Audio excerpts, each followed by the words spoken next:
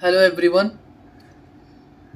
चलिए part number 8 में आ गए हैं और पार्ट नंबर 8 में बात करते हैं। यहाँ पे मैंने कुछ चार्ट रखा है आपके लिए। स्विंग ट्रेडिंग कैसे करें। स्विंग ट्रेडिंग के लिए सबसे मेन इंपॉर्टेंट पॉइंट पहले बता दे रहा हूँ गाइस। सबसे पहले जो भी स्टॉक्स में या इंडेक्स में या फ्यूचर में आप जहाँ भी स्विंग ट्रेडिंग कर रहे हो, वहाँ का सबसे पहले काम होता है आपका वीकली चार्ट देखना गाइस। सबसे पहले ध्यान रखना गाइस मैं क्या बोल रहा हूँ। वहाँ पे आपको वीकली चार्ट देखना है।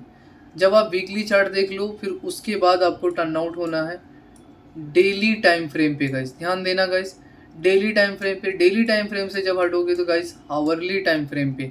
ये हावरली टाइम फ्रेम कौन सा होना चाहिए गाइस? 4 घंटे का टाइम फ्रेम हावरली होना चाहिए। जब ये 4 आवर्स का टाइम फ्रेम आपका कंप्लीट हो चुका हो तो फिर आपको किस पे टर्न आउट होना है? हावरली 1 आवर टाइम फ्रेम पे आपको सस्टेन होना है। जब ये 1 आवर्स कंप्लीट हो जाए फिर आपको आके 30 मिनट्स का चार्ट डेली आके देखना है। ये कौन सा देखना है गाइस? 30 मिनट्स का चार्ट आपको डेली देखना रहता है। उसका सपोर्ट एंड रेजिस्टेंस, अगर आपके जहाँ एंट्री आपने लिया वहाँ पे अगर सपोज सपोर्ट यहाँ पे था और ये फॉर एग्जांपल रेजिस्टेंस था, ये जब तक इसके ऊपर कैंडल कंटिन्यूशन दे रहा है और यहाँ 4 आवर के अकॉर्डिंग ये दोनों अगर सस्टेन कर रहे हैं तो यहाँ पे आप स्विंग ट्रेड एक अच्छा ट्रेड बना सकते हो। लेकिन अगर 4 आवर में या 1 आवर में आपका सपोर्ट ब्रेकडाउन हो रहा है तो वहाँ पे बेसिक बेटर यही होगा कि आपका जो एस एल है, फॉर एग्जांपल जो एस एल है वहाँ पे लेके और निकल जाओ। वेट नहीं करना चाहिए क्योंकि स्विंग ट्रेड लॉन्ग टाइम के लिए होता है, शॉर्ट टर्म के लिए जैसे गाइस की वीकली आप होल्ड करते हो तो वीकली के अकॉर्डिंग होता है वो ट्रेड। मोस्टली स्टॉक में लोग स्विंग ट्रेड करते हैं, बट अगर आप इंडेक्स में भी करना चाहो तो आप आराम से कर सकते हो।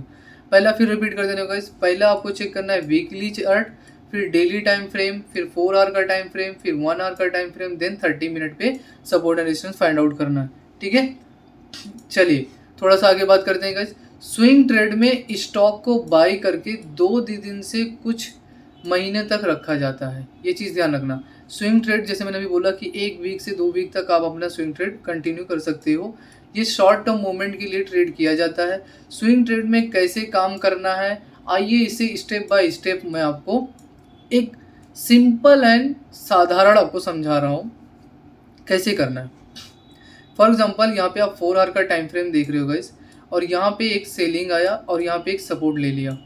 फिर यहाँ से आया क्योंकि फर्स्ट पुल बैक है तो हम यहाँ पे कोई भी इंटरेस्ट नहीं देंगे बाइंग के लिए, क्योंकि कंटिन्यूशन सेलिंग के लिए हम आएंगे। फिर यहाँ पे देखिए एक लेवल आया और यहाँ पे ये इसने यहाँ पे एक सपोर्ट लिया। ठीक है गाइस, यहाँ से कुछ पुल बैक हुआ, थोड़ा सा रिटेस्ट करके यहाँ पे आपको एक पैटर्न दिख रहा होगा आप गाइस, जिस पैटर्न का नाम लोग मोस्टली बोलते हैं डब्लू पैटर्न। क्योंकि यहाँ पे क्या था गाइस, आपका एक ऑलरेडी सपोर्ट था और यहाँ पे ये ब्रेकआउट हो चुका है गाइस। अब आपको देखना यहाँ पे जब ये पॉइंट आया तो यहाँ पे देखिए एंट्री बिल्कुल भी नहीं लेना है, ये ध्यान रखना। यहाँ पे ये फर्स्ट रेजिस्टेंस लिया और यहाँ पे आके ये सेकंड सपोर्ट लेवल हुआ यहाँ पे। अब आपका एंट्री कहाँ पे होना चाहिए था?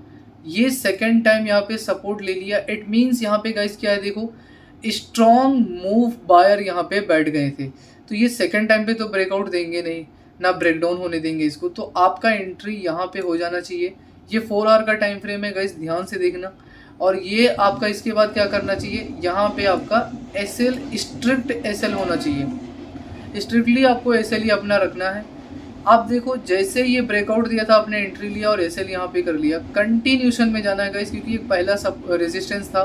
तो अगेन देखिए यहाँ पे सेकंड रेजिस्टेंस आया और देखो जब फर्स्ट रेजिस्टेंस के टाइम पे मार्केट पहुंचता है गाइस तो वहाँ पे एक मार्केट पे रिटेस्ट के लिए आता है। और अगेन मैंने बोल रखा है गाइस कि जब फर्स्ट रेजिस्टेंस आ रहा है तो हम वहाँ पे अगेन बाइंग के लिए ही कंटिन्यूशन देखेंगे। और यहाँ पे देखो ये ब्रेकआउट हुआ, यहाँ पे देखो मैंने लिखा भी है गाइस कि ये ब्रेकआउट लेवल है।